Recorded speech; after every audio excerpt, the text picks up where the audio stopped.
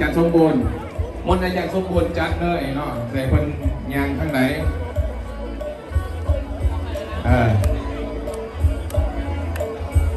มนต์ข้างในเนาะพระเดชพระคุณยาทันใหญ่ตุงจันทวงศ์ประธานอปส.แข็งเวียงจันทร์อันนี้มนต์เด้อข้างในเด้อพันเทรานุเทระจากเมืองต่างๆเอาเปิดเสียงดนตรีขึ้นมาดิ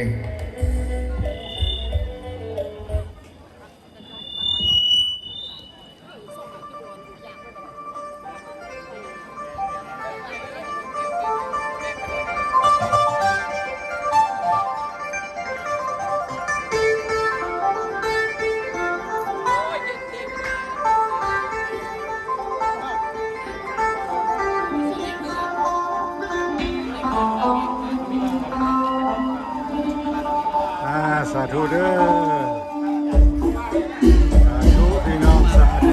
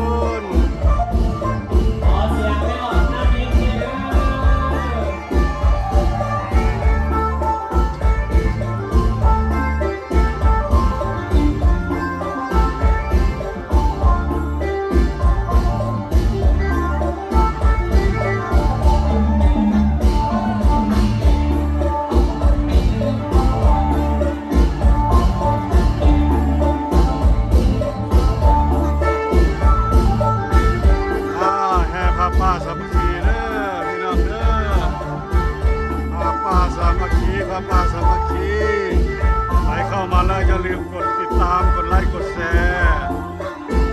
ท่านเบิ่งอยู่มุมใดของโลกนี้เขียนบอกเลยเด้อพี่น้องโอ้ยแม่ภาพป่าสามัคคี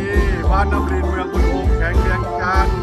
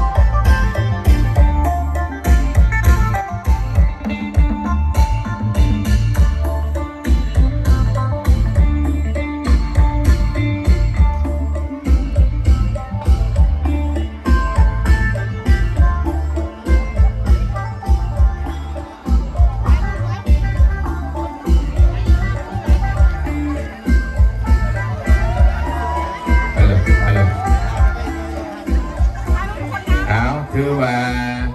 การแห่ต้นผาป่าสามัคคีกับครบ3หอบออก3ทีแล้วเนาะลักษณะจึงขออันทานใดมีต้นเด้อเอาต้นเขามาในศาลาห้องถ้ำไปเบื้องขวามือได้เด้อศาลาห้องถ้ำเบื้องขวามือเนาะญาติโยมผู้ใดมีต้นเนาะเอาเขามาเอาไปเบื้องขวามือติดฝาติดฝาเนาะจัดแจงเขามาทั้งคณะเฮาเนาะพากันทั้งคณะกรรมการงานผาป่าเฮาจัดแจงสถานที่สำหรับประธานคณะเจ้าภาพเจ้าสัทธาขอการปรารถนานิมนต์พระสงฆ์ทุกอาทุกองค์เด้อกันเด้อพระสงฆ์สมณเณรทุกอาทุกองค์เขามักกราบเนาะเขามักกราบยะทานใหญ่เนาะประธานฝ่ายสงฆ์เนาะขอนิมนต์เด้อกันเด้อทุกองค์กันเลยอยู่ทั้งในอยู่ทั้งนอกนิมนต์กันเลยออกต้นยมหลายเนาะพี่น้องนี่เนาะนำโดยพระเดชพระคุณ กฐินหลายเหมือน พระอาจารย์ถนอมศักดิ์ทองคำมีประธานที่ปรึกษาอปสเมืองนำโดยพระอาจารย์โจเพชรมณีศักดิ์ประธานอปสเมืองคนโฮงจะในและกับประธานอปสเมืองน้ำลิ้นเมืองคนโฮงแข็งจันทร์อปสเมืองแก้วอุดมอปส คนที่เข้ามาเบื้องผสมเพื่อการเล่นตามมาห่วงในงานบุญผาป่าอยู่ที่เมืองโพนโฮงในวันนี้โดยการจัดของการเฮ็ดบุญเฮ็ดศีลเนาะทำบุญทำทานเฮ็ดของประเพณีแล้วก็พาพวกท่านไปเที่ยวธรรมชาติเที่ยววัตถุโบราณถ้าท่านได้เข้ามาแล้วก็อย่าลืมกดไลค์กดแชร์กดติดตามให้ช่องน้อยๆข้าพเจ้าเด้อพี่น้องเด้อกามื้อนี้ก็ได้เวลาอันสมควรมื้อนี้ญาติโยมพร้อมด้วยพระสงฆ์องค์ข้าเจ้าก็ได้ตาของพระอาจารย์แก้วตาเนาะต้นคณะที่ปรึกษาวัดน้ำเมืองคนโฮงแล้วก็เจ้าอธิการวัดน้ำดินพุทธศิมา3 รอบแล้วที่ปรึกษาอปสแข็งที่ปรึกษาอปสเมืองต้นกฐินก็เป็นอันที่เรียบร้อยแล้วก็เข้ามอบถวายให้เป็นนางอาสนะก็ได้เป็นอาสนะสงฆ์ทุกองค์พระสงฆ์เนาะ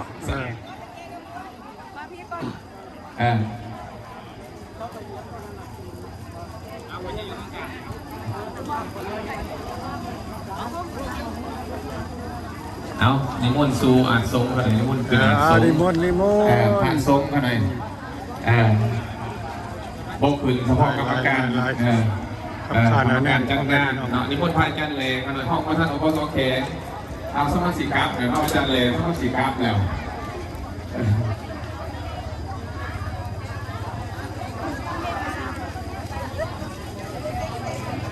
เป็นอยู่เมืองการสีบทตัวอย่างคนทำเป็นตัวเป็นที่ต้อนรับทุกคนด้วยทักทายด้วยให้เข้ามาแล้วก็อย่าลืมกดไลค์กดแชร์เขียนบอกเลยว่าท่านเบิ่งอยู่ใสอยู่วงใดของโลกของประเทศสนามแจ้งดีบอสนามกระตุกบอแล้วก็พ่อแม่ประชาชนที่มาห่วงเนาะให้สำคัญที่อย่าลืมกดติดตามเด้อพี่น้องเด้อสลาก่อนเราจะคอยนั่งอยู่นอกการจะได้รับบุญรับกุศลแต่ละวัดแต่ละงานเนาะใจตัววัดนับต่อไปนี้มหากุศลของมหากฐินแหละพ่อแม่ประชาชนพระสงฆ์องค์พระเจ้าครบพิธีทอดผ้าป่านักพระอิศกับเป็น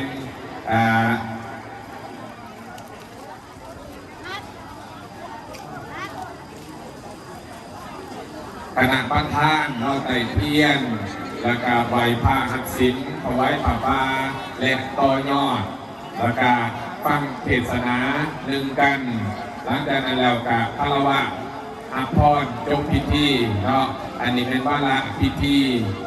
ในงานของมือนี้ง่ายกระทัดรัดให้เราเฮ็ดเรียบง่ายแต่ได้เนื้อในครบถ้วนเป็นจุดประสงค์ของงานบุญครั้งนี้เนาะเอาท่านญาติโยมอย่าต่อกันเข่ากันเด้อยืนต่อกันเข่ากันได้เนาะสบายดี25 คนที่เข้ามาติดตาม33 คนแล้วพี่น้อง33 คนแล้วองค์ที่ยังเหลืออยู่หน้าซิมนะตอนนี้มุ่นพม่าเลยขอบใจขอบบุญขอบคุณหลายๆเด้อที่เข้ามาติดตามไลฟ์สดมุ่นพม่ากันเลย มื้อนี้เสียงแหบเสียงแห้งแล้วมื้อ เป็ นี้ นหน้าบุญเนาะ เพราะว่าอิ่มบุญหลาย เป็นหน้าบุญให้ ได้ดีใจที่ได้เอาบุญไปฝากพ่อแม่พี่น้อง ในงานบุญ แล้วก็ผู้ชมทางบ้าน ช่องฮักคนลาวหรือว่าสังกะรีบ้านนอกจะได้มาถ่ายทอดวิดีโอให้ท่านได้เบิ่งได้ซ้ ทั้งหลายในมาเต่าโฮมกัน 33 คนที่ได้เข้ามารับชมใจสุดนี่ ระดม ขอให้มีโชคมีลาภสุขภาพแข็งแรงเด้อพี่น้องเด้ สร้าง อ อาคารโฮมหมอโฮมหมอสงฆ์เมืองพนโฮงซึ่งเขาเด็กก็มาก็สามารถเนาะเป็นเวลานับปีแล้วได้ยังคนทะเลสำเร็จเนาะวันนี้ที่ว่าได้โอกาสดีเนาะก่อนงานบุญออกพรรษาอีกเดือนครึ่งเขาได้จัดงานบุญผ่าป่าในมือนี้ เอาฝากในคณะแนวโฮมบ้านน้ำลิ้นจัดแจงซอยในเด้อตุ่นเนาะหรือว่าคณะกรรมการเฮ้ากองร้อนเฮ้าจัดแจงตุ่นซอยในเนาะครับเอาน้ำเมียออกก็ได้สารวัตรเนาะแนวโฮมบ้านอาหาร12พอออกอยู่ข้างหน้าตุ่นสีกับจัดแจงซอยเพิ่นเองเอาตุ่นเนาะทางเสียหายามยุ่งพยางเขาพละคนยานเนาะต่อคิวกันสร้างจะไม่ไปก็ได้เดิมไม่ออก พุทธสิมมาเนาะพอดีทางออกต้นญาติโยมสายบุญเพิ่นมามอบต้นกฐินแล้วก็จะฟังเทศน์ฟังธรรมกันอยู่ในนี้เนาะประสงค์เพิ่นก็จะให้ฟังเทศศาสนาให้ฟังในการทำบุญทำกฐินครั้งนี้ คณะพระสงฆ์นำห้อยพระองค์เนาะที่ได้มารวมเป็นเนื้อนาบุญให้แก่องค์ตนญาติโยมในมือนี้ที่ได้กราบอาราธนานิมนต์มาท่านจากศูนย์กลางก็เป็นพระเดชพระคุณยะทันใหญ่ของเฮาพระเดชพระคุณยะทันใหญ่ศรีพลสยามวงศ์สอนห้องประธานศูนย์กลางองค์การพุทธศาสนาสัมพันธ์ลาวหัวหน้ากรรมาธิการเผยแผ่ศีลธรรมและวิปัสสนากรรมฐานเชิญท่าน แล้วก็มีพระเดชพระคุณยะทันใหญ่ตุงยันอวงศ์ในนามเป็นประธานอุปสแข่งเวียงจันทร์เนาะพร้อมด้วยพระมหาเถระนุเถระทุกอาจทุกองค์ก็ไปใน YouTube ในวันนี้เขียนคำว่าฮักคนลาวภาษาอังกฤษถามว่าคณะกรรมการเข้าพร้อมแล้วแต่เจนเด้อคณะเด้อใช่ทุกงานก็จะออกอย่าง นี้พร้อมเตรียมพร้อมก็จะบเนาะโดยเฉพาะก็เป็นอาจารย์สมบูรณ์วีระวงศ์เนาะกรรมการศูนย์กลางปปสผู้เป็นจัดแจงด้านพิธีการเนาะทางด้านสถานที่ความเพียงพร้อมเนาะผู้ประสานงาน56 คนเข้ามาเบิ่งไลฟ์สดนี้ขอให้ได้รับบุญรับกุศลสุขสุขคนเด้อพ่อแม่พี่น้องเด้ออย่ามือสาธุอุปโมทนามาเห็นบุญผ่าปลาในมือนี้บุญแท้บุญว่าและหลายเนาะในบุญหลายต่อในบุญหลายต่ออันที่หนึ่งเขาได้เห็นบุญผ่าปลาได้ถวายทานปัจจัยที่ญาติโยมถวายทานมากเพื่อจะเอาไปสร้างห้องหมอห้องหมออยู่ในห้องหมอเมืองคนพงของเฮาเป็นตึกอาคารสงฆ์เนาะสำหรับปัวปิดปัวพระสงฆ์ผู้อาพาธหรือว่าผู้ป่วยนะเนาะซับภาษาผ่าเป็นว่าเวลาผ่าทรงป่วยหรือว่าผ่าทรงพอสบายเป็นว่าผ่าทรงอาพาธอันนี้เจ็บป่วยเป้าหมายในการทอดกฐินครั้งนี้เพื่อที่เอาไปสมทบทุนสร้างโรงพยาบาลอยู่เมืองพุทธองค์แข่งในจันทร์เป็นโรงพยาบาลสงฆ์เนาะอยู่ศูนย์กลางคนกับมีอยู่ห้องหมอดอย50 เตียงกับมีตึกสงฆ์เลยห้องหมอดอย50 เตียงอย่างสิเวลาผ่าทรงพอสบายคนไปห้องหมอดอย50 เตียงคนกับมีสำหรับตึกผ่าทรงห้องหมอแขนคนกับมีเนาะห้องหมอแขนเกี่ยวกับของเรากับมีตึกสงฆ์อันนี้มันมาเห็นขยายมาเป็นห้องหมอเมืองเป็นตึกสงฆ์ต่อจากนี้ไปเนาะเวลาพิธีต่อจากนี้ไปเพื่อเข้าสู่พิธีทางศาสนา ขอความสงบน้ำยาน้ำโยมเด้อขอความสงบโดยการสาธุพร้อมกัน3 เทื่อเน่ เอาสาธุออเดอร์พี่น้องเด้อสาธุสาธุสาธุ เอาไม้เบิ้งญาติโยมคือบ่ดังปานใด ไม่เป็นว่าบ่ดังเด้อพี่น้อง เอาขอเสียงสาธุพร้อมกันดังๆเน่ สาธุ โอ้ย สาธุสาธุ อันนี้ก็จะบอกเนาะอันนี้เห็นคือบริกรรมประทาน บุญเด็กสดสมบูรณ์สุขคนเด้อ เอาต่อไปเพื่อเข้าสู่พิธีทางศาสนาขน่อยขอมอบหน้าที่ผู้ดำเนิน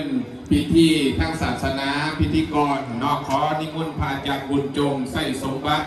คณะประจำมพศแข็งเวียงจันทร์ห้องประธานห้องหัวหน้ากรรมธิการปกครองสงฆ์แข็งเวียงจันทร์เป็นผู้ดำเนินขอกล่าวอาราธนานิมนต์ โอ้คนใหม่นี่ได้ประโยชน์ดีเนาะห่มเย็นเนาะ เป็นพระผู้ใส่กบฏพุทธศาสนา ได้อยู่ห่มพี่ละคักเนาะเย็นสวยๆเว้ย สี่คนสยามองค์สอน เย็นพี่น้องเย็น ศูนย์กลางองค์การพุทธศาสนาสามพันแห่งสปปลาวหัวหน้ากรรมธิการเผยแพร่เสียงธรรมและปฏิบัติธรรมทางศูนย์กลางองค์สอนที่เป็นข้อ เอายิ้มยิ้มยิ้ม ขอ เอายิ้มยิ้มยิ้ม ในท่านเองคุณเป็นผู้กรรมการศูนย์กลางองค์สอนประธานองค์สอนแบ่งเงินจากที่พระพุทธถือยังสูงพร้อมด้วยพระมหาเถรานุเถราพระเป็นครูบาอาจารย์ทุกอาทุกองค์ขอถือเป็นแก่เจริญพรมายังท่านผู้เทศใจสมบัติกรรมการศูนย์กลางพรรคเลขาคณะบริหารงานพรรคแขวงประธานสัมพันธ์คนแข่งเวียงจันทร์ โอ้ย พร้อมด้วยการรับ ลงทานค่ะใกล้จะหมดแล้วเนาะพี่น้อง ตั้งแก่ ลงทานค่ะ ด้วยการจัดตั้งการเมือง ญาติพี่น้องออกตนญาติโยม พร้อมด้วย กำลัง การบ้าน เสร็จพิธีแล้วก็หิวเนาะอืม ญาติโยมเจ้าภาพอิสระทั้งหลายพอแล้วต่อไปเพื่อให้พิธีของเรามีผลศักดิ์สิทธิ์ โอ้ไมตรีเอกคันนี้ ขอเรียนเชิญ งามหลายเลยไมตรีเอก ท่านพลเพชรใจสมบัติ งามไมตรีเอกคันนี้สวยงาม ใจสมบัติขึ้นให้เกียรติบูชาพระรัตนตรัยเป็นลำดับต่อไป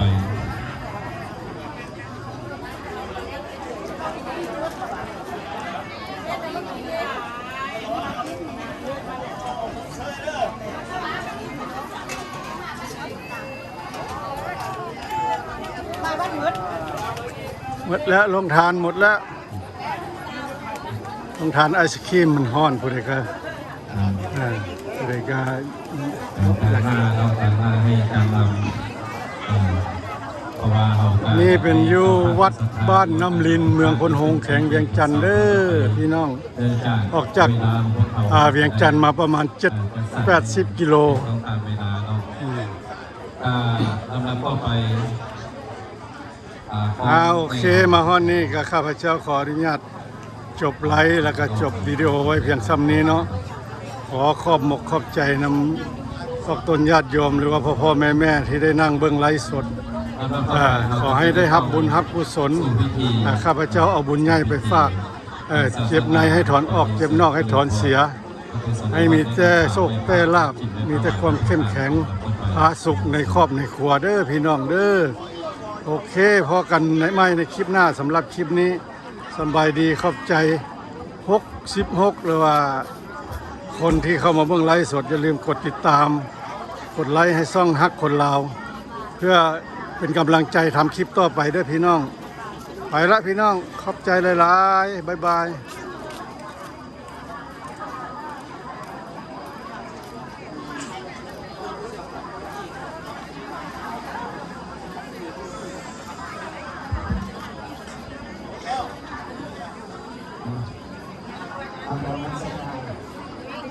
ก่อนอื่น